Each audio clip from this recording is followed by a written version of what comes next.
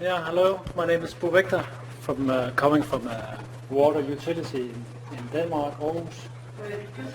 Oh, sorry. And I'm happy you're not gone home, all of you, yet. I'm here to talk to you about action plans that we have made in Denmark to protect groundwater from pesticides pollution in this area. And these action plans compares to the GSPs in the Sigma language.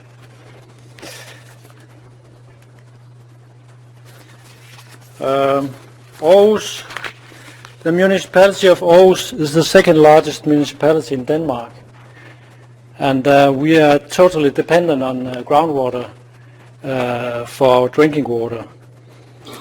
We abstract water from quaternary deposits, quite low, and we only treat the groundwater with aeration and filtration afterwards. So we're very dependent on protecting these groundwater resources. And unfortunately, there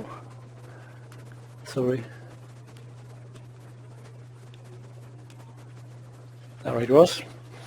Unfortunately, they're quite vulnerable to pollution, these groundwater resources, and we have found pesticides in 1/3 of the wells we have investigated. So we have been working on this the last 16 years together with the municipality of Aarhus.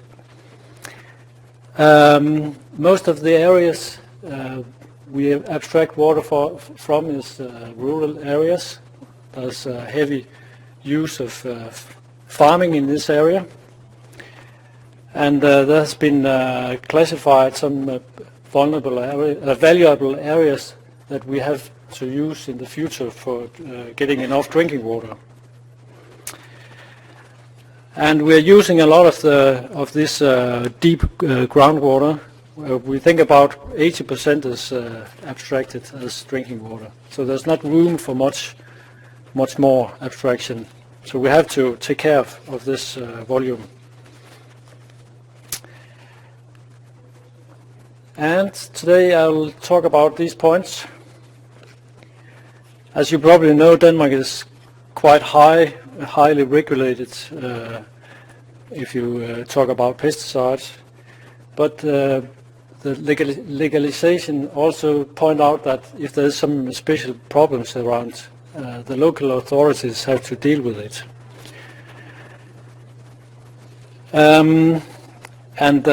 That's why what the municipality in Aarhus does, making these GSPs in terms of Sigma speaking. And the points today is that we have been doing a lot of mapping in Denmark and also in Aarhus to give us information about these catchment areas and how big the quantity is and what quality the groundwater has. And the mapping data has made it possible to identify areas which are particularly vulnerable to pesticides or nitrates. We have tried to make voluntary agreements with the farmers in the area for many years, but we have not succeeded totally. We have only made deals with 1/6 of these farmers. So we are not. We lack a lot. And in the last 3 years, the municipality has decided to use injunctions to get this nitrate and pesticide problem under control. It's quite cheap to make all these actions. It costs about $7 a year per family. Consumers, they pay a tax for paying for this. Yeah, that's the problem. And here you see a map of the groundwater catchment systems, and the wells. These triangles represent the wells that are monitored for pesticides. And we have investigated more than 500 wells in the community, and we have found pesticides in 34% of these wells. And in EU we have a limit of drinking water on 0.1 microgram per liter, and we have found that 16% of these wells exceeded this drinking water limit. And we have tested for 100 different types of pesticides and have found 24. That's different pesticides and degradation products from them. It's quite hard to find the source of these pesticides, but it's obvious that major part of it comes from the agricultural use, and some of it comes from the urban areas, with some cities located inside the catchment areas and farmyards. And we think about 1/4 of these pollutions is derived from point sources. Nitrate is also considered a problem some places in the area, and it's a future problem to be dealt with because of the nitrate reduction capacity will be used up when the years pass. So this monitoring service has formed a very important platform for further investigation and for the political and practical actions. You've heard a little about the policy and from Angelaya in the morning today, but we have a law that was passed in the Danish Parliament in 1999 about water protection plans. Due to this law, we have delineated these valuable drinking water areas, and in Aarhus they cover 80%. And these groundwater protection plans, or GSPs, they have to be adopted by the local municipality, and they have to deal with every potential source of pollution in these plans. So to support the decisions for the protection plans, there's been made a lot of detailed hydrogeological mapping. They have made new boreholes using the old as well, geophysical investigation, analysis of groundwater quality, and the use of groundwater models. And all this has been financed by taxes. We like taxes in Denmark. The groundwater forming areas are calculated from groundwater models, and together with delineation of areas which are vulnerable to pollution, these areas are the backbone of groundwater protection framework in Aarhus. Yeah. Oops. When we define vulnerability, the key elements is the volume of low permeable sediments such as clay tills overlying the aquifer and the amount of recharge. And it's a quite fundamental concept of groundwater protection in Denmark that some areas are more vulnerable than others. So you only have to focus on the areas which need to be protected. And 1/3 of the Aarhus area are considered to be vulnerable. So we have to make some sort of protection in these areas.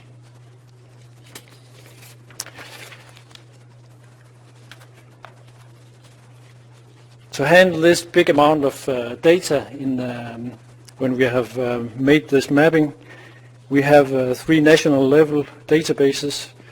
We have one called Vægter, containing geophysical data, another one called Jupiter, containing all borehole related information like lithology, drawdowns, chemistry, and so on, and a model database containing all the groundwater models. And that's very handy because it's they're standardized, these data, and they are validated, so you can trust that you get the right data when you access them. And it's also important that it's free available to all people. So that's really a good thing, and it has created an open environment for software developers and modelers in Denmark.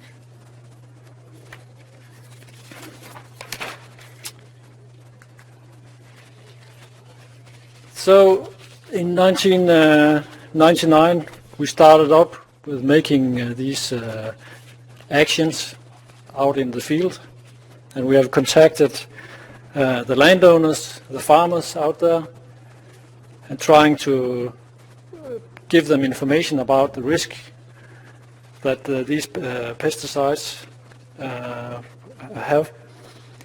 And we have offered them meetings at their homes and trying to tell them what the problem is all about. And all this mapping has been very handy to show them when we sit out there at the table. And it's much more acceptable for the owners when we have a good documentation with us. And we have talked a lot, especially about spills of pesticides. We want to avoid pesticide point sources because we know historically it has been a very big source of pollution in this area. So we have offered them what we call a pesticide check, where they get a consultant to go along together with them and identify if there's anything they do wrong or which possess a risk.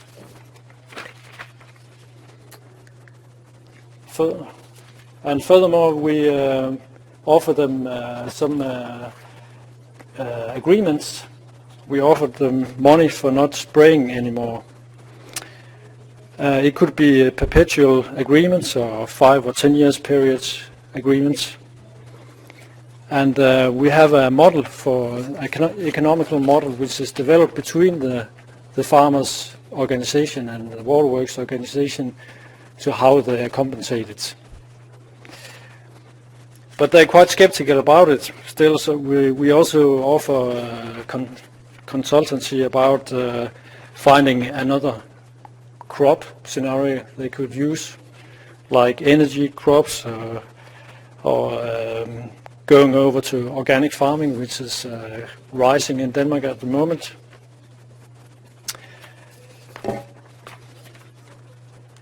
We have also used afforestation as a tool to protect our areas.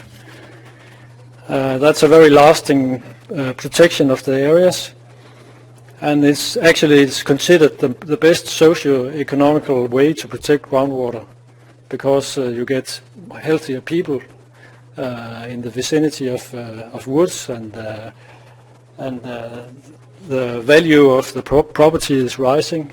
So for the society it's very good, but it's more expensive for the waterworks.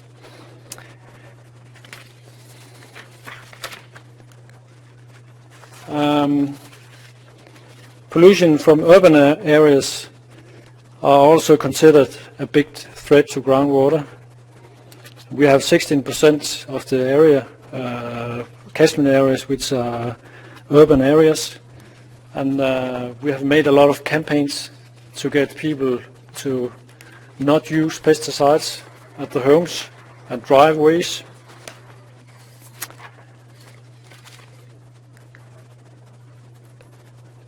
Well, after 13 years of campaigns, we have covered 1/6 of the vulnerable areas, which is not that good a result. And the politicians in Aarhus just didn't like the progression. So now they have made a second generation of protection plans, or GSPs, which points out to injunctions to enforce this protection.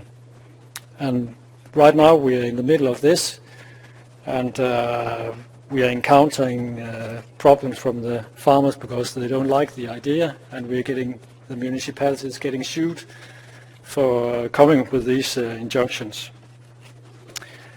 But they have promised a full financial compensation for making these deals.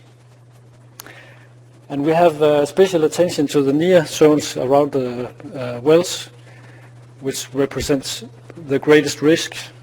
And it's not only the pesticides and nitrate we focus on here, it's also it could be pressurized what do you call it, wastewater lines or infiltration plants, buried oil tanks.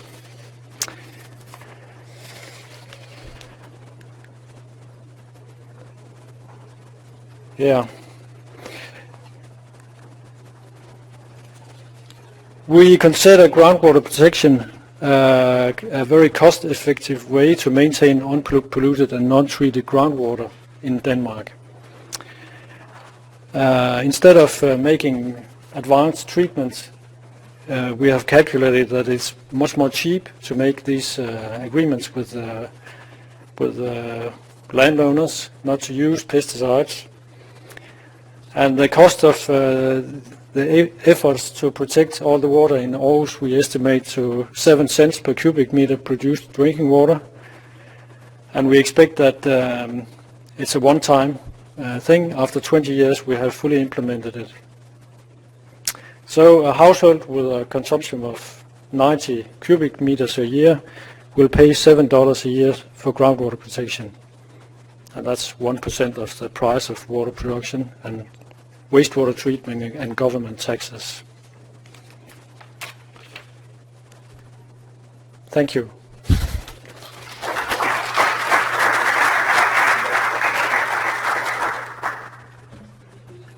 So do we have a question or two?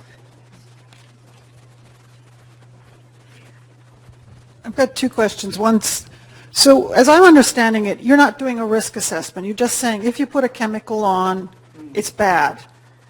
And that is not a risk assessment. That's a precautionary principle hazard assessment. Yeah. So, and if you do organic agriculture, you use pesticides as well, by the way. So I don't quite understand the logic there. So can you just explain to me the, oh yes, you do. Not in Denmark. If you use sulfur, if you use copper, those are pesticides. That's organic. That's organically acceptable. You can use pesticides, they just have to be derived from nature in organic production, even in the European organic definitions. So everybody thinks organic is no pesticides, it's just a very limited subsets of pesticides. So again, so my question to you is, how do you,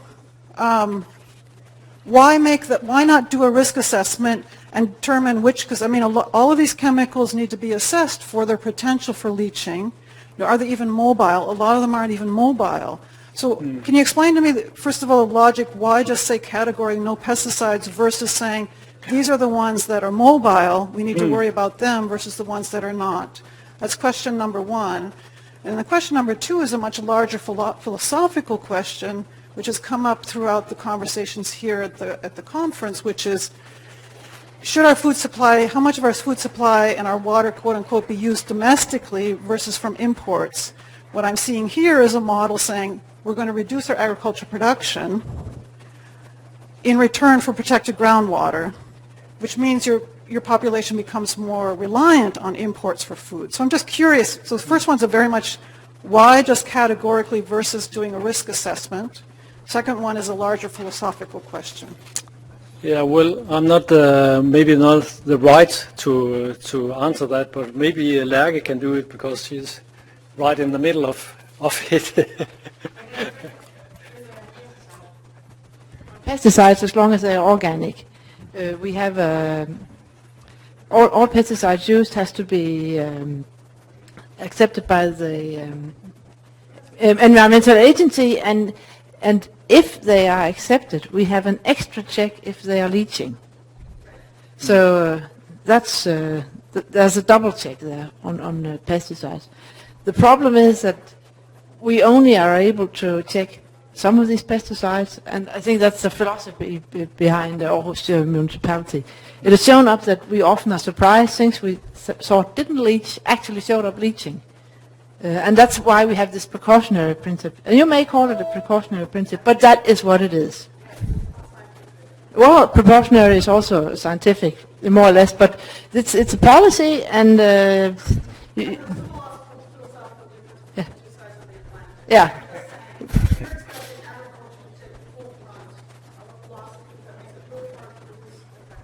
I think we produce quite effectively still. He's not banning agriculture in these areas. I think that's very important. Agriculture is not banned in those areas. That has not been the case. We have made a lot of agreements already, voluntary agreements. Yeah.